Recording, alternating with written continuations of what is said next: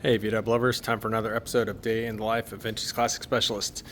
It was Thursday, or it is Thursday, and pretty much had the place to myself all day except for later in the day. Mr. Jacob came in. I'll talk about what he did a little bit later.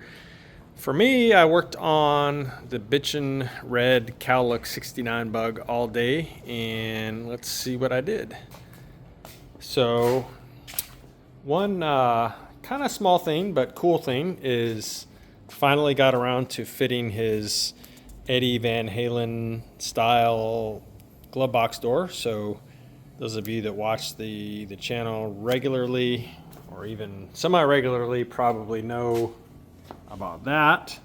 Is fan shroud also in the same artwork there. So yeah, we had a local guy that does a lot of hand pinstriping and stuff, Kent Garcia, do all of this fantastic work for us. And so we wanted to try and work the Eddie Van Halen guitar theme into the car somewhere on the inside too. And so the glove box kind of seemed like the obvious place to do it. It's a little loud, but it's super fun. And the owner is totally digging it. So that happened today, and it was an enormous pain in the butt. These padded dash cars can be pretty finicky getting the glove box door to fit. It finally fits. I'm not as happy with it as I'd like to be because the door just won't really open all the way, but it's as good as it's going to get. I mean, not like you're really getting in your glove box that often, other than maybe releasing the hood latch that goes over here.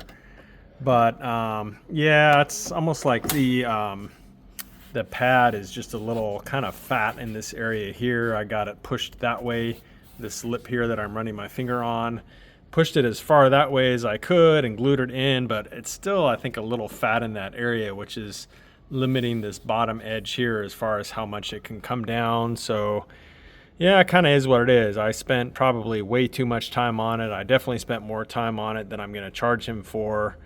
But it's one of those things that at some point you got to just kind of move on and accept that it's not perfect, but if something's going to be not perfect, I'm okay with that being the thing, right? So other than that, I did hook the battery up today and tested out the electrical. And so you can see there's some dash lights, you can see there's some headlights, and the Lucas indicator lights that I put on this, which have clear lenses and are dual filament. So I set those up to work as driving lights or city lights, whatever you want to call them. I guess city lights or parking lights is probably more appropriate. Those are dual filament, and then the other filament on them flashes brightly, and that's of course turn indicators. As far as I know, everything back here is working. Yeah, tail lights are working, brake lights, checked those out earlier. So yeah, all the electrical seems to be working. I did put the key momentarily on the start position and heard the starter turning the motor, so that's a good sign.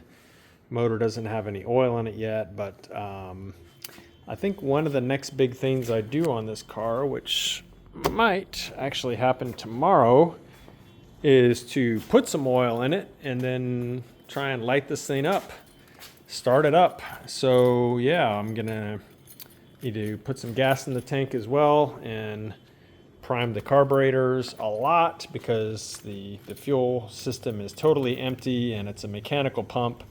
So it's going to take a lot to draw gas from the gas tank all the way through the hard line up to the fuel pump and then to these carburetors. It's going to take a lot. So I'm guessing I'm going to be here priming, starting this thing for a long time before it'll run on its own as far as, actually get pumping gas into the carburetors to sustain it running. But yeah, I'm hoping to do that tomorrow.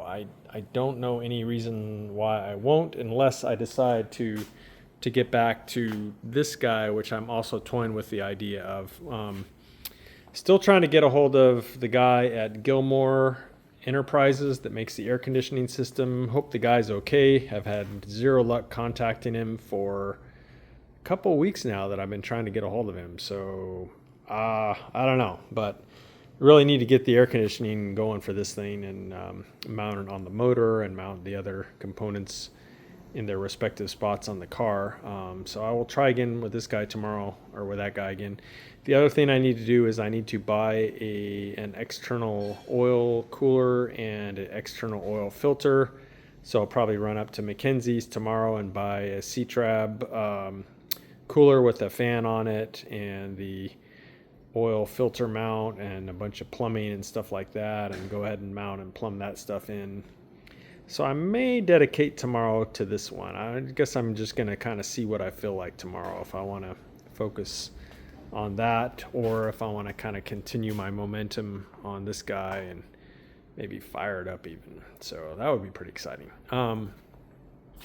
Those of you that have keen eyes may have noticed a new addition here, which literally just happened this evening. Ran over to Gene Berg Enterprises, who were lucky enough to have them maybe a mile and a half from our shop.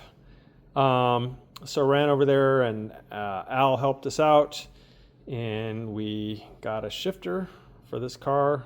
Had spoken to the owner previously and pretty much told him that for this 80s cowlet car, or any cowlet car for that matter, a Berg shifter is really the way to go. And not just period correct, but they are just awesome shifters.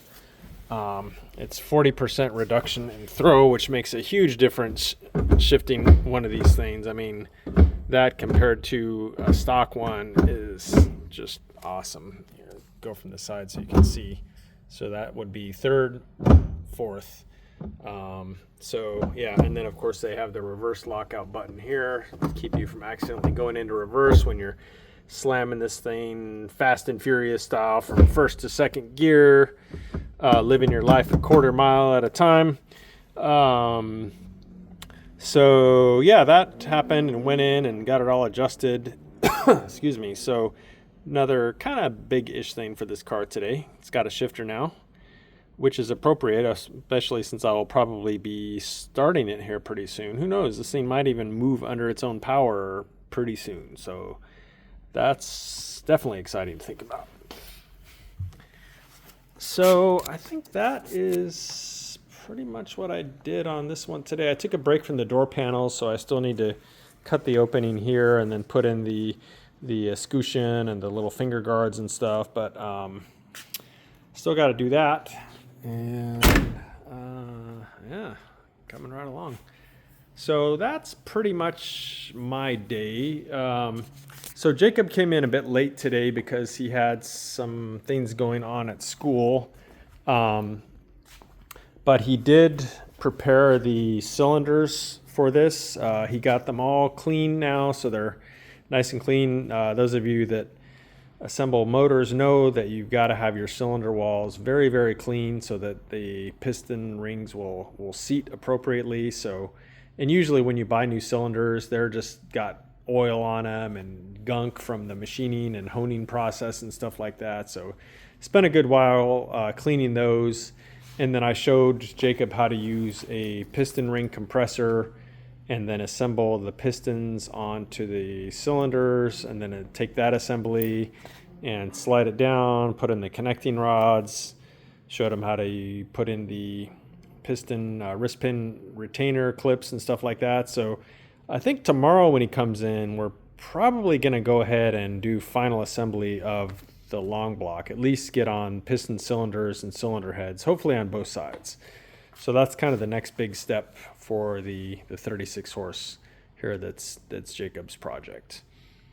The other thing that happened today, I talked about this yesterday, was the paint issues that we were having on the 64 turquoise here. Our painter came in today and painted those, so they look awesome now and shouldn't be problematic anymore. He still has to come. You can kind of see like a dull spot right here, so we got to let the paint dry for a day or two, and then he'll come and kind of buff out those dull spots where he blended the new paint and stuff like that. But yeah, looks really good now. Very happy with how that's looking. And yeah, so that is what happened here today.